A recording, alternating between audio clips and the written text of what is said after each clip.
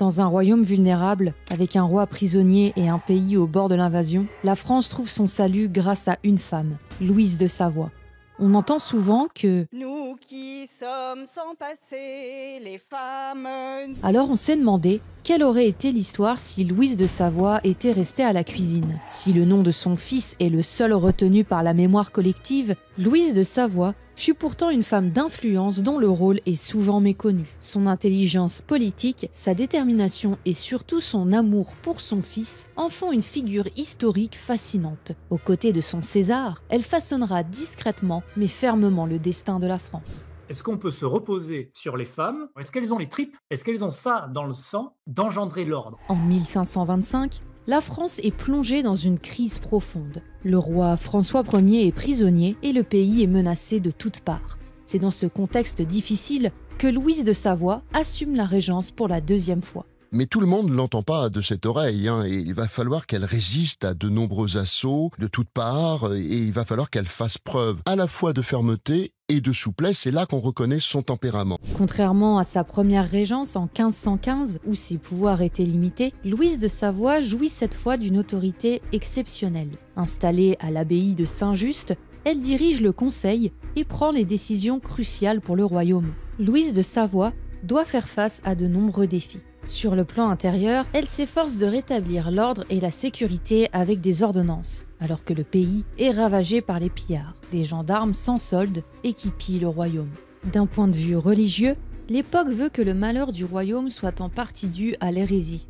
L'hérésie s'insinue même dans les maisons les plus respectables.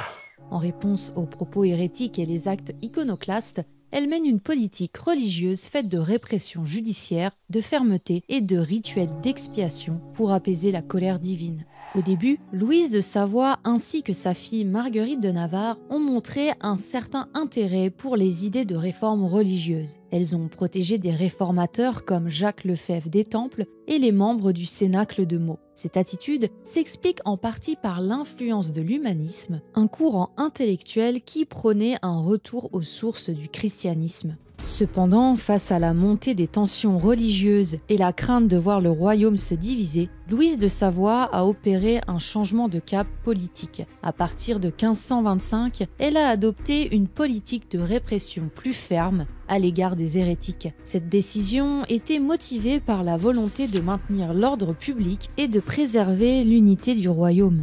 Il a reconnu son erreur avant de mourir.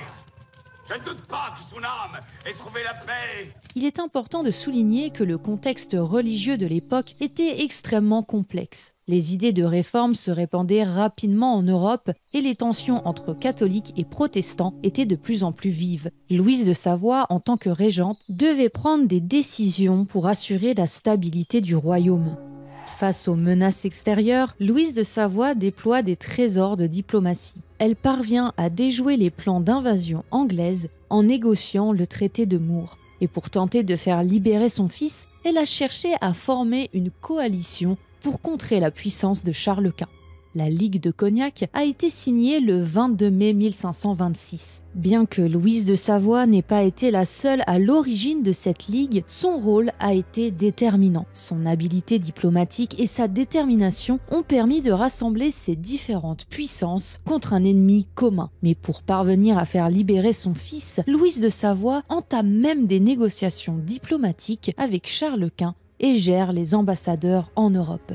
Sa fille, Marguerite de Navarre, sera même envoyée en ambassade pour tenter de négocier avec l'empereur. Louise sera également à l'origine d'une alliance bien surprenante, celle avec Soliman le Magnifique. Au XVIe siècle, la France et l'Empire ottoman étaient toutes deux confrontées à la puissance grandissante de Charles Quint. Dans ce contexte, une alliance entre les deux puissances semblait stratégiquement avantageuse. Louise de Savoie a compris l'intérêt d'une alliance avec l'Empire ottoman pour contrebalancer la puissance de l'empereur. C'est sous son impulsion que les premières ambassades françaises ont été envoyées auprès de Soliman le Magnifique. Ces ambassades ont jeté les bases des futures relations diplomatiques et commerciales entre les deux empires. Bien que les alliances formelles aient été conclues plus tard sous le règne de François Ier, c'est Louise de Savoie qui a initié les démarches diplomatiques nécessaires. Cette alliance était controversée à l'époque, car elle était perçue pour certains comme une alliance impie entre une puissance chrétienne et une puissance musulmane. Cependant, elle a permis à la France de se renforcer face à ses rivaux européens. Alors évidemment, elle a des hommes forts autour d'elle, mais c'est elle qui va quand même gérer absolument tout ça. Donc en fait, elle touche absolument à tout et avec relativement de talent. Pendant 2 ans, Louise de Savoie a guidé la France à travers une période de crise. C'est François Ier qui crée le titre de régente pour sa mère, bien que la fonction existait déjà. Les périodes de régence sont souvent des moments de faiblesse pour un royaume, et l'absence de titre pouvait entraîner un manque de légitimité et de contestation de son pouvoir, comme avec Anne de Beaujeu. Grâce aux ordonnances royales promulguées par François Ier, Louise de Savoie n'était plus seulement légitime par le sang, elle le devient par le droit. Personne ne pouvait contester son pouvoir. Elle exerçait une autorité quasi royale, à l'exception du caractère sacré du roi ou de la reine. Son pouvoir était calqué sur celui du roi, mais avec des composantes féminines, telles que la diplomatie, la médiation et l'intercession, y compris dans le domaine religieux. Et de 1515 à sa mort en 1531, elle est celle qui véritablement va régner sur la France. Son nom revient constamment durant le règne de François Ier, car elle a joué un rôle essentiel dans tous les domaines.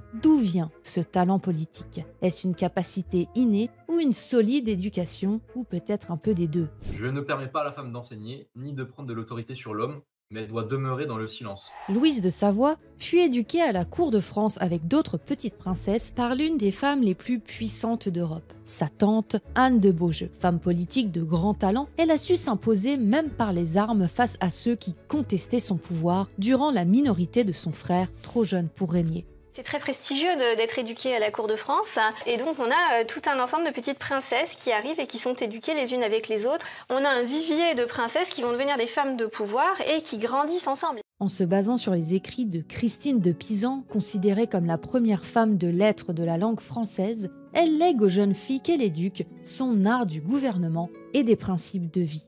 Elle leur inculque une solide éducation religieuse, car pour les femmes comme pour les hommes de cette époque, la chose la plus importante était de faire son salut grâce à une vie de vertu en faisant preuve de sagesse et de prudence. Anne de Beaujeu, c'est aussi une bibliophile qui ne manquera pas de transmettre son amour des livres. Elle donne des précepteurs de qualité aux jeunes femmes et les introduit aux idées des humanistes. Cependant, c'est après son mariage avec Charles d'Angoulême que Louise de Savoie peaufine sa culture. La cour de Cognac est un lieu marqué par l'humanisme. Elle a eu accès à une riche bibliothèque et a pu côtoyer des intellectuels de renom. Octavien de Saint-Gelais qualifie même cette cour de second paradis. Devenue veuve à 19 ans, Louise de Savoie a dû faire face à Louis d'Orléans qui voulait lui imposer ses volontés malgré le testament favorable de son mari à son égard. Il lui laissait la pleine tutelle de ses enfants et l'administration de ses biens. En tant que chef de la famille d'Angoulême, le duc d'Orléans entendait bien imposer sa volonté. Son argument principal, Louise n'avait pas encore 25 ans. Dotée d'un fort caractère, elle ne se laisse pas faire et sait utiliser les bons arguments pour se faire entendre. Elle ne laisse qu'au duc d'Orléans un rôle symbolique. Dès lors, Louise se consacre à l'éducation de ses enfants. C'était l'homme qui choisissait sa femme, vu qu'en fait c'est lui qui avait la puissance financière, vu que les femmes ne travaillaient pas, donc les femmes subissaient ce système encore une fois patriarcal. Louise de Savoie a joué un rôle crucial dans l'éducation de ses enfants. Elle a su éveiller leur intérêt pour les arts et la littérature et leur a inculqué des valeurs morales et chrétiennes. En 1505, la destinée de François Ier se précise. Louis XII, voyant que sa femme ne lui donnait toujours pas d'héritier, accorde à François Ier le titre de dauphin et de mère du dauphin à Louise. Elle est également chargée d'endoctriner le dauphin, c'est-à-dire lui apporter une éducation de grande qualité. Entourée de précepteurs, Louise de Savoie a donné à François Ier une instruction politique et chrétienne. Dans le manuscrit Le Compas du Dauphin, elle est décrite comme l'actrice de la formation morale et intellectuelle de son fils. Entouré de 2 femmes érudites, sa mère et sa sœur, il reçoit d'elle l'amour des arts et des lettres en plus d'une curiosité intellectuelle, des qualités qui définirent son caractère. Lors de son règne et grâce à leur influence, il bondit sur les questions humanistes et protège de nombreux artistes à leur demande. Ainsi, Louise de Savoie convainc son fils de faire venir à la cour de France Léonard de Vinci. Elle avait un projet ambitieux pour la ville de Romorantin.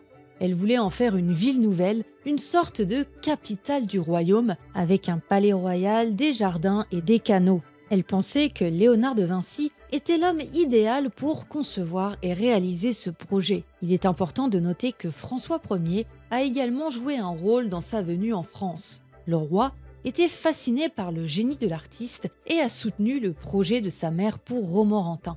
François Ier passait pour l'un des princes les plus cultivés de son temps. Louise de Savoie était convaincue que ses enfants étaient destinés à un grand avenir, notamment après une prédiction de François de Paule annonçant que son fils deviendrait roi de France. Loin de se contenter de cette prophétie, elle a activement travaillé à assurer l'ascension de son fils sur le trône de France.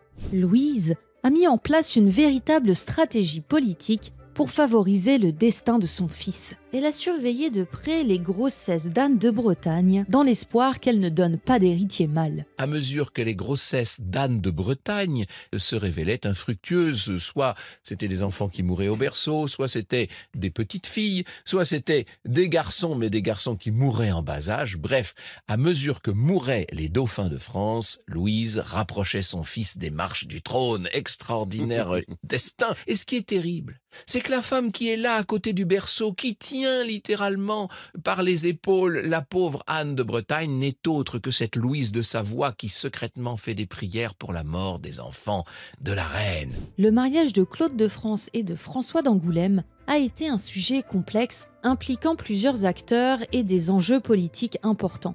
Initialement, Louis XII avait prévu de marier sa fille Claude de France avec Charles Quint. Ce choix était motivé par des considérations politiques, visant à renforcer les liens entre la France et l'Autriche. Anne de Bretagne, quant à elle, souhaitait marier sa fille avec Charles Quint, car elle craignait que le mariage avec François d'Angoulême n'entrave l'indépendance de son duché. Cependant, Louise avait d'autres plans. Elle souhaitait ardemment voir son fils devenir roi et voyait dans le mariage avec Claude une opportunité pour atteindre cet objectif. Louise a donc mené des négociations discrètes avec Louis XII, cherchant à le convaincre de revenir sur son choix initial et de marier sa fille avec son fils. Louis XII a finalement accepté de céder aux demandes de Louise. Cependant, le mariage entre Claude et François a été célébré en 1514 seulement, après la mort d'Anne de Bretagne. Dès qu'elle domine, elle se sent comme une merde en fait, parce qu'elle n'est plus à sa place. Lors des entrées royales, un troisième personnage s'impose aux côtés du couple, Louise de Savoie. Ces entrées sont l'occasion pour les souverains de resserrer les liens d'amour avec les sujets. La position de Louise s'exprime de manière particulière et témoigne de son influence. Elle est la deuxième femme, la plus puissante du royaume après la reine. Un véritable bouleversement protocolaire qui permet à Louise d'élaborer son image de mère du roi et de femme de pouvoir. La construction symbolique de l'image de Louise est essentielle pour affirmer son pouvoir en raison du contexte politique et social de l'époque. À elle d'obéir, à lui de commander. Nature le veut ainsi. La force et la raison sont le partage de l'homme. La figure de mère et de régente n'est pas codifiée. C'est elle qui doit la construire de manière pragmatique et empirique. Louise de Savoie utilise plusieurs stratégies pour construire son image et affirmer son pouvoir. Elle maîtrise l'art de la représentation et cherche à affirmer le caractère unique de sa personne. Elle choisit de se montrer en veuve, symbole de sagesse et de prudence. La couleur sombre de ses vêtements et la sobriété dont elle a l'exclusivité revêt d'une dimension politique. Cela lui permet de s'afficher en modèle de sagesse et de chasteté et de se présenter comme une femme respectable et digne de confiance. Elle est toute en noir au milieu d'une cour multicolore, donc finalement c'est une manière de s'imposer. Les symboles religieux tels que la croix ou la colombe sont utilisés pour renforcer l'image de piété et de vertu de Louise. Elle se sert également des cérémonies données en l'honneur de la reine pour servir ses propres intérêts. D'autres symboles se retrouvent aussi dans la pierre, comme par exemple la lettre L, parfois associée à des ailes d'oiseaux, une cordelière ou également le bouquet de lys renvoyant à l'image de la Trinité d'Angoulême et du lien indissoluble qui unissait les trois membres de la famille. Cette imagerie est essentielle à Louise pour affirmer son pouvoir. Cette construction symbolique sera reprise plus tard par Catherine de Médicis qui avait pris pour modèle Louise de Savoie. Je remarque qu'avec l'aide de Dieu, certaines de nos sœurs deviennent des êtres supérieurs, parfois plus savantes, plus doctes, plus sages. plus hardie et courageuse que bien des couillons d'hommes. Si l'image est importante, ce sont surtout les actions politiques de Louise qui ancreront sa légitimité. Même après le retour de son fils de Marignan, elle demeure une figure centrale du pouvoir, devenant le second personnage du royaume. Après la Régence, c'est l'influence pendant une dizaine d'années jusqu'à la seconde Régence. Toutefois, son pouvoir est complexe à définir car il ne se manifeste pas toujours par des actes officiels. Pourtant, son influence est indéniable. Présente au conseil du roi, même en dehors des périodes de régence, ce qui est rare pour une femme, elle contrôle les entrées et sorties, plaçant ses fidèles à des postes clés. Elle choisit ses propres conseillers lors des 2 régences, des conseillers qui passeront ensuite au service de François Ier. Donc François Ier a en héritage les hommes politiques de l'entourage de Louise de Savoie. C'est elle qui remet l'épée au connétable de Bourbon par l'intermédiaire de son fils et sera en partie responsable de sa trahison. C'est la fameuse affaire du connétable qui va amener ce dernier à trahir la France en s'alliant à Charles Quint, l'ennemi juré de François Ier. Dans une affaire de succession, elle revendique une partie de l'héritage et bien que le Parlement de Paris ne se soit pas encore prononcé, François Ier lui attribue les terres. Et l'on a dit c'est la faute de Louise de Savoie. Eh bien, non. Louise de Savoie n'a pas poussé le connétable dans les bras de Charles Quint, c'est sa belle-mère qui l'a fait. Quant à elle, Louise, elle a simplement essayé de faire en sorte que les grandes possessions territoriales de la maison de Bourbon fassent retour à la couronne de France. Pourquoi ? Parce qu'elle avait de la politique une conception moderne et qu'elle ne voulait plus entendre parler des vieilles querelles féodales. Ce qui l'intéressait, elle, dans la lignée du roi Louis XI d'ailleurs, c'était la construction d'un État français moderne. Louise de Savoie exerce une influence considérable sur la politique de son fils. Il signe d'ailleurs ses lettres « Le roi » et « Madame », tandis que « Madame » signe « À mon seul plaisir », une formule habituellement réservée aux souverains. Son influence est telle que Charles Quint écrit que François Ier ne pense qu'à la chasse et que les véritables personnes qui gouvernent sont sa mère et Duprat. Louise de Savoie est partout, tout le temps. François Ier prend son avis sur tous les sujets et les autres conseillers de François Ier sont soucieux de son propre point de vue. Après le retour de François Ier en 1526, elle est célébrée comme une princesse victorieuse. Grâce à sa finesse politique et son éloquence, le roi est enfin libéré. Le royaume veut lui témoigner sa reconnaissance. Elle est représentée comme la mère du royaume et mère protectrice du peuple. Désormais, au-delà de l'imaginaire symbolique, le contexte justifie qu'elle est une figure à part entière de la royauté. Lors des représentations de rue, Marguerite et Louise apparaissent comme des figures de pouvoir et de paix. Ce sont elles qui ont permis la libération et le mariage de François Ier. Lors des fêtes monarchiques, elle apparaît comme une source de vie, à la fois charnelle et spirituelle, et elle est assimilée à la Vierge Marie. La ville de Poitiers va même jusqu'à affirmer que Louise a été placée à la tête du royaume par Dieu, une place due à la providence, tout comme le roi, ce qui est exceptionnel. Elle sera représentée sous les traits de la Concorde, après le traité de Cambrai.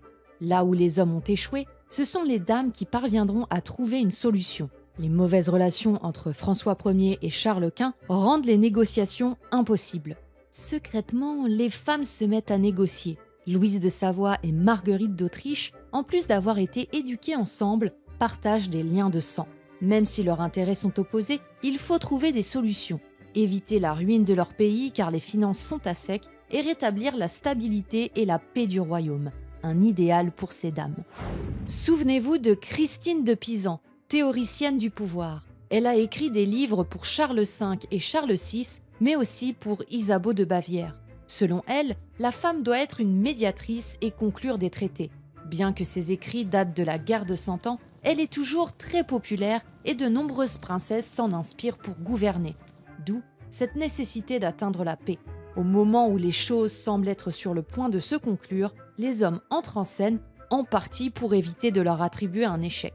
Cependant, les femmes ont négocié jusqu'au bout et ont abouti à la paix des dames. Si cette paix a mis en lumière les talents de négociatrice de Louise de Savoie, son influence politique a toujours fait débat. Les contemporains de Louise avaient des opinions partagées à son sujet.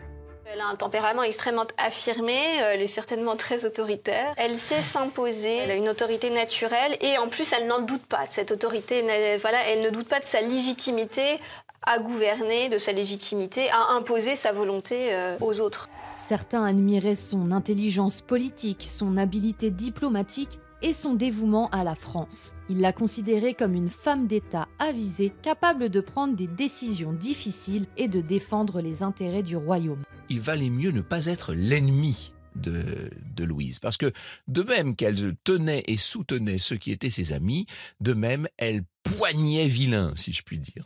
D'autres, en revanche, critiquaient son ambition, son ingérence dans les affaires du royaume et son influence sur son fils. Que retenir de Louise de Savoie dans l'histoire de France ? D'abord, sa part essentielle dans la culture humaniste de son fils, sa part essentielle dans la culture politique de son fils, puisqu'elle lui montre une autre manière de gouverner, une certaine autorité, mais également une finesse diplomatique. Alors que se serait-il passé si Louise de Savoie était restée à la cuisine ? François Ier, sans l'ambition et le soutien de sa mère, monte sur le trône dans un contexte européen tendu. Son manque d'expérience politique et son tempérament impétueux le rendent vulnérable face aux manœuvres des autres puissances. Lors de l'élection de Charles Quint au Saint-Empire romain germanique en 1519, François Ier est dépourvu d'alliés solides. L'absence de la diplomatie avisée de Louise se fait cruellement sentir. Les tensions avec l'Espagne s'intensifient et la France se trouve isolée. La défaite de Pavie et la capture de François Ier plongent le royaume dans le chaos. François meurt en captivité sans que Marguerite de Navarre n'ait pu tenter de négocier sa libération. Elle aussi restait à la cuisine. De plus, la France est affaiblie par les luttes intestines, les tensions religieuses et les révoltes populaires. Sans la régence énergique de Louise de Savoie, le gouvernement s'effondre. La noblesse, privée de son chef, se livre à des luttes intestines. Les caisses de l'État sont vides, toutes les conditions sont réunies pour l'éclatement de la France. Les armées impériales et anglaises passent les frontières et se lancent à la reconquête de territoires qu'ils revendiquent. L'équilibre des pouvoirs en Europe, fondé sur la rivalité entre la France et les Habsbourg, aurait été rompu. Charles Quint, déjà empereur du Saint-Empire romain germanique, aurait encore accru sa puissance. L'Angleterre, alliée des Habsbourg, aurait également renforcé son influence. La France, bastion du catholicisme, aurait été affaiblie, ce qui aurait pu favoriser la propagation de la réforme protestante en Europe. Mais sur les territoires qui lui restent, sans l'impulsion intellectuelle et artistique de Louise et de Marguerite, la Renaissance française n'est plus. Les idées humanistes et réformistes sont étouffées par l'intolérance religieuse. La semi-France devient un bastion du catholicisme conservateur. Léonard de Vinci, qui avait été invité à la cour de France par François Ier sous l'impulsion de Louise, ne serait probablement jamais venu dans le royaume. La France, privée de ses deux figures féminines les plus influentes, sombre dans une période de déclin. C'est elle qui va réformer la justice, qui va réformer l'administration, qui va réformer le pouvoir fiscal, financier, monétaire, qui va créer le trésor de l'épargne et qui va permettre l'avènement de ce qu'on appelle le pouvoir absolu, la monarchie absolue. Il n'y aurait pas eu Louise de Savoie, la monarchie en France serait restée tempérée. La France ne connaîtra jamais la grandeur qu'elle a connue sous le règne de François Ier sans l'influence de Louise et de Marguerite. L'absence de Louise de Savoie aurait profondément modifié le cours de l'histoire. Son rôle a été essentiel pour assurer la stabilité du royaume, le rayonnement de la Renaissance et la grandeur de la France.